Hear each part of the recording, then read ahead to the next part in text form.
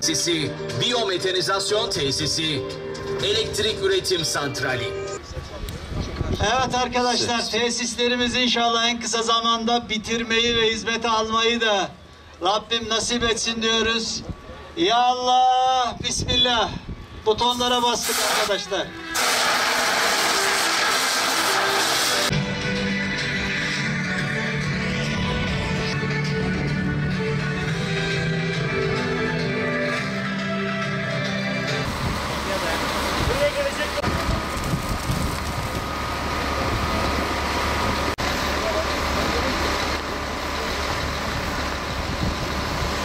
Projede atık alanına gelen ve gelecek tüm çöplerin kapalı fabrika ortamında işlenerek ön işleme ve Cumhurbaşkanlığımızın başlatmış olduğu sıfır atık projesine uygun olarak kağıt, plastik ve metallerin maksimum düzeyde geri kazanılacağı 1500 ton gün kapasiteli ayrıştırma tesisi kurulacaktır. Huzur ve barışın şehri Diyarbakır son 5 yıldır Allah'a hamdolsun bir anka kuşu gibi küllerinden yeniden doğuyor. Yeni kazanımlar, yeni üretilen projelerle Diyarbakır madden ve manen temelli dönüşümü yaşıyor. Bugün temelini atacağımız bu işletmeyle, kısaca EKAY dediğimiz entegre katı atık yönetim tesisiyle Diyarbakır hem büyük bir problemini çözmüş olacak, hem de büyük bir ayıptan kurtarmış olacak. Sevgili Diyarbakırlılar, bu bölgede 25 yıldır Diyarbakır'ın çöpleri vahşi olarak depolanıyordu. Ve 25 yıldır bu çöpler burada yanardı. Bu yanan çöplerden ortaya çıkan koku, duman hem bölgede yaşayan vatandaşlarımızı rahatsız eder, hem Diyarbakır'ın bereket kaynağı olan Karacadağ'ımızın toprağını, suyunu, taşını kirletir, hem de bu şehre uçakla gelen insanları ilk karşılayan uçak alçalmaya başladığında bu bölgeden yükselen çöp dumanları olurdu. Bundan da utanırdık. Diyarbakır bunu hak etmiyordu. Bu problemin mutlaka çözülmesi gerekiyordu. Değerli arkadaşlar, doğuştan Diyarbakırlı olanlar vardır. Onları şanslı görürüm. Bir de kaderin tayin ettiği, benim gibi tayin ettiği Diyarbakırlılar var. Ben kendimi de şanslı görüyorum. Bu mübarek şehre, bu mübarek şehrin güzel insanlarına Rabbim bize hizmet etmeyi nasip ettiği için kendimi de şanslı görüyorum. Değerli arkadaşlar, biliyorsunuz bu şehrin çok önemli bir şairi var, Cahit Sıtkı Tarancı. O kız kardeşi Nail Hanım'a yazdığı mektupta şöyle der: azizim, kısacası Diyarbakır'ı sevmek bir vazifedir. İhmal edilemeyecek kutsal bir vazifedir. İşte Diyarbakır'ı seviyorsanız, Diyarbakır'ı sevmeyi kutsal bir vazife olarak görüyorsanız, Diyarbakır için iş üretmek, proje üretmek, Diyarbakır için var olan problemlerini çözmek için gece gündüz çalışmanız gerekir. Az önce Erdoğan Bey dedi ki 25 yıldır Diyarbakır'ın çöpü bu alanda toplanıyordu. Ama 25 yıldır bu kenti yönetenler her gün dillerinden çevreyi düşürmemelerine rağmen, doğayı düşürmemelerine rağmen Diyarbakır'ın bu büyük problemini çözmek için kıllarını bile kıpırdatmadılar. Çünkü onlar Diyarbakır'a hizmet etmeyi sevmiyorlardı. Onlar kendi ideolojilerine hizmet etmeyi amaç edinmişlerdi. Değerli dostlar, bugün temelini atacağımız bu tesis, az önce Erdoğan Bey de bahsetti. Bu tesisi biz Ağustos ayı içerisinde ihale ettik. Yap, işlet, devret modeliyle yaptığımız bir ihaledir. İhale bedeli 20 milyon dolardır ve Büyükşehir Belediye'mizin kasasından tek bir kuruş bile çıkmayacak. Tek bir sent bile çıkmayacak.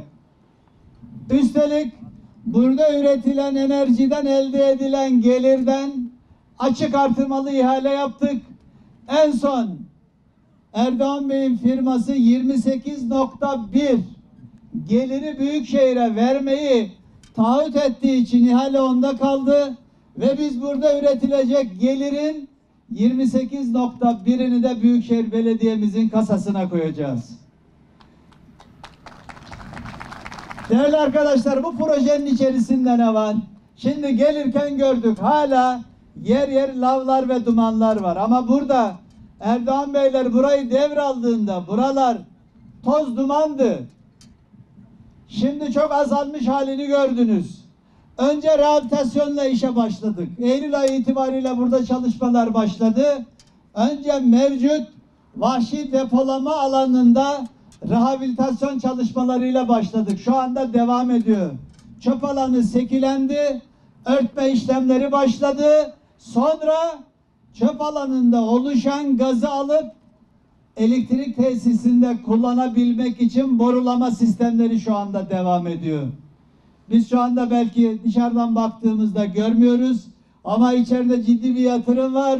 Borularla çöp alanı içerisinde işte çıkıp da yangına sebep olan gazları toplayıp burada yapılacak olan elektrik santraline getirecek borulama sistemleri yapılıyor. Başka arkadaşlar, çöpün en tehlikeli kısmı az önce Erdoğan Bey de izah etti. Çöp suyudur. Eğer çöp suyunu bir yerde toplayıp bertaraf etmiyorsanız, sizin yeraltı sularınıza karışıyorsa büyük bir tehlike arz ediyor demektir. İşte çöp alanının etrafında oluşturacağımız, havuzlarda toplayacağımız çöp suyunu da bertaraf edeceğiz bu alanda yaptığımız çalışmalarla.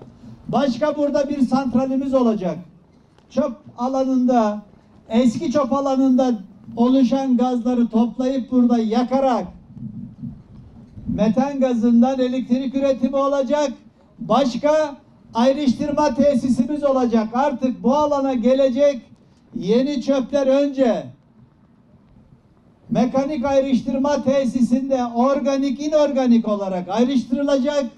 İnorganik maddeler camdır, metaldir, plastiktir, kağıttır. Bunlar ayrıştırılacak, tekrar ekonomiye kazandırılacak.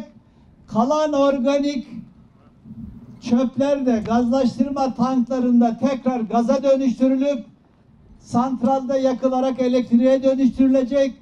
Kalan atıktan da kompost gübresi elde edilecek. Değerli arkadaşlar, biliyorsunuz Cumhurbaşkanımızın değerli eşleri Emine Erdoğan hanımefendinin liderliğinde Türkiye'de çok önemli bir proje olan sıfır atık projesi şu anda uygulanıyor. İşte bizim Diyarbakır Büyükşehir Belediyesi olarak EKAY projemiz bu sıfır atık projesine de uygun bir proje. Burada atığımızı değerlendirebildiğimiz bütün geri dönüşümlerinden istifade edeceğiz. Kalan organını gaza çevirip onu da elektrik yaparak neredeyse çok az bir atığı burada düzenli depolama alanında bertaraf edeceğiz. İşte hemen yanı başında 2 tane 75.000 metrekarelik yeni çok depone alanımızda oluşacak. Lot diyoruz onlara. 2 tane lotumuz oluşacak. Artık onun tabanı membranla kaplanmış, geçirgenliği önlenmiş, çöp suyu bir yerde depolanabilen yeni bir teknolojiyle çok depolama alanlarımız olacak. Arkadaşlar, burada bugün temelini attığımız birden çok yatırım var onun için. Bir elektrik santralı var, bir ayrıştırma tesisi var, bir gazlaştırma tesisi var, bir çok düzenli depolama lotlarımız var. Bu kapsamlı işin az önce de ifade ettiğim gibi maliyeti 20 milyon dolar. Şehrimize, insanımıza hayırlı uğurlu olsun. Buradaki en büyük amacımız arkadaşlar çevreyi korumak. çevreyi korurken toprağımızı korumak, suyumuzu korumak, havamızı korumak. Eğer toprağımızı koruyamıyorsak, suyumuzu koruyamıyorsak, havamızı koruyamıyorsak buralarda geleceğimiz de olmaz. Gelecek nesillere de haksızlık yapmış oluruz. Onun için çevre projelerimize devam edeceğiz. Sadece yatırımlarımız bununla kalmayacak. Değerli arkadaşlar, şu anda buraya gelen sadece Diyarbakır merkezdeki 4 ilçe, Çınar ve yakın bir zamanda başladık Eğil'den çöpler geliyor. Bizim 17 tane ilçemiz var. Şimdi biz hızlı bir şekilde periferdeki ilçelerimizdeki çöpleri de oralarda yapacağımız aktarma tesislerini alacağız. Onları sıkıştırdıktan sonra gelirken yolda görmüş olduğunuz o büyük treylerlerle buraya nakledeceğiz. İlk etapta hemen Bismil, Silvan ve Ergani ilçemiz ki bizim periferdeki en büyük ilçelerimizdir. Bu ilçelerimizde toplanan çöplerin o bölgelerde şu anda devam eden vahşi depolamasına son vereceğiz. İnşallah onları aktarma merkezlerinde sıkıştırıp bu bölgeye nakledeceğiz. Bu bölgede az önce ifade ettiğim gibi önce onların ayrıştırma işlemine tabi tutacağız. Sonra gazlaştıracağız. Sonra da elektrik üreteceğiz, kompoz üreteceğiz. Değerli arkadaşlar, bu yatırım gerçekten Diyarbakır için, Diyarbakır halkı için çok hayırlı bir yatırım. Emeği geçen herkesi kutluyorum. Kendi ekibimi kutluyorum. Gece gündüz bu projeyi hayata geçirmek için çalışan Büyükşehir Belediye'mizdeki ekibimi kutluyorum. İhalemizi alıp burada çalışmalara başlayan Vega şirketini kutluyorum, çalışanlarını kutluyorum. Dün kendisini çağırdım. Bana Sayın Valim en geç Mayıs ayında santral elektrik üretimine başlayacak dedi. Doğru mu Erdoğan Bey? İnşallah Mayıs ayında burada elektrik üretimine başladığımızda çöplük alandaki yangının da tamamen bittiğini göreceğiz. Niye? Çünkü artık gaz bizim için çok kıymetli. Onun boşuna yanarak havaya gitmesini Erdoğan Bey arzu etmez. Erdoğan Bey'in şu anda içi yanıyor oradaki yangından. Çünkü ona para diye bakıyor. Onu alıp santralda yakacak ki ondan elektrik üretebilsin. Sonra da projenin zaten şu anda gazlaştırma tankının imalatları başladı. Elleşleme, ayrıştırma tesisinin şu anda imalatları başladı. İnşallah 15 ay sonunda burada bahsetmiş olduğum bütün tesislerin inşaatı, imalatı tamamlanmış olacak.